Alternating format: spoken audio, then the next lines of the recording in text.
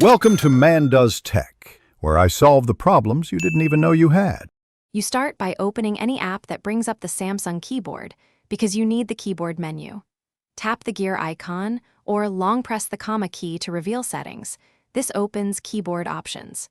Make sure Samsung keyboard is the active input method, otherwise these options won't show.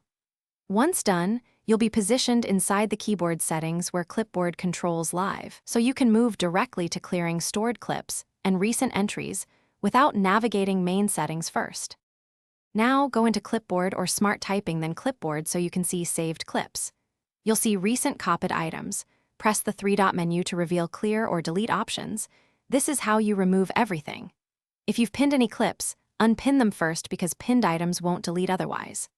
Once you unpin, choose Clear or select multiple items to delete in bulk, which ensures you remove private data and stop old snippets from appearing when you paste.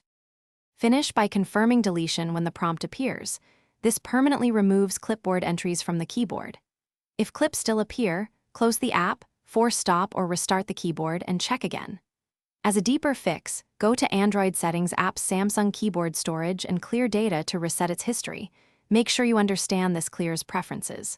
Finally, if Clipboard Sync is enabled, disable Cloud or Samsung Cloud Clipboard Sync. Otherwise, deleted items may reappear from your backup. Thanks for watching. If you found this helpful, don't forget to like and subscribe.